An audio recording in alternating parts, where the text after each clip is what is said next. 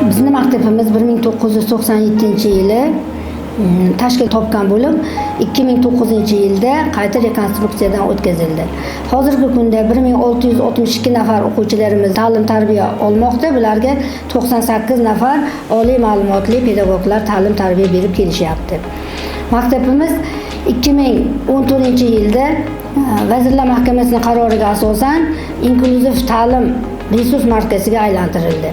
2023-yilda esa o'quvchi yoshlarni oliy ta'limga, kasb-hunarga yo'naltirish maqsadida variativ sinflarni tashkil etdik. Bu variativ sinflarimizda matematika, ingliz tili kabi fanlarimiz chuqurlashtirib o'rgatib kelinmoqda.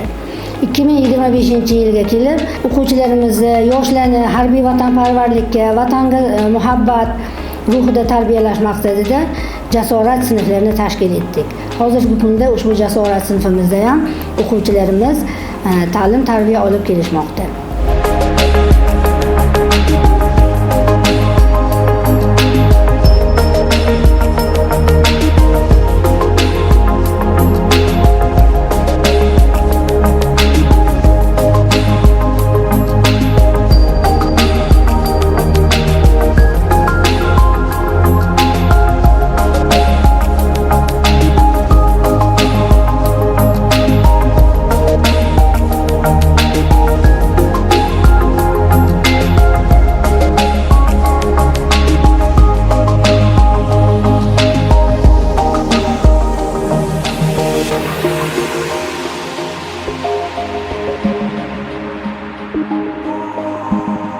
Men 11-maktab 8-D sinf o'quvchisi Ahmadxo'jayev Abbos Hoji IT sohasida ishlashga qiziqaman. Men bu soha bo'yicha o'quv kurslariga qatnashmoqdaman.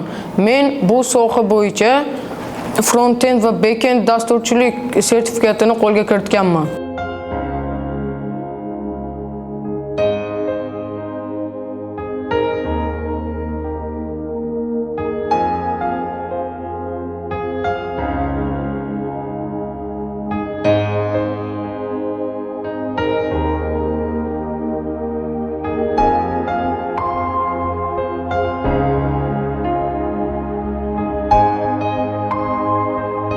Men Azamjonov Jamshid shu maktabning 3-sinfida o'qiyman. Maktabimizda tashkil etilgan Muay Thai to'garagiga qatnashaman. Hozirgacha 4 karra viloyat chempioni va 2 karra O'zbekiston chempioni bo'ldim.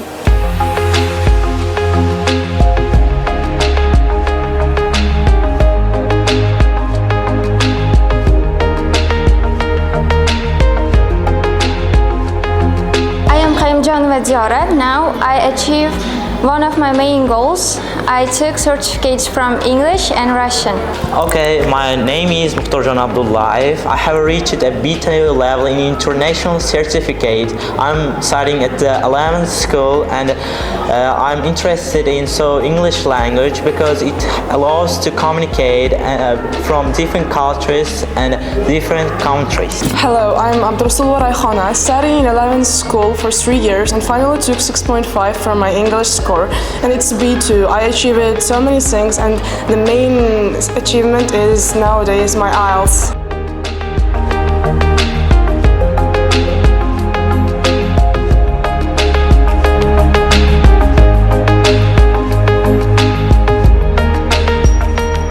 Tarbiya biz uchun yo hayot, yo mamot, yo najot, yo halokat, yo saodat, yo falokat masalasidir.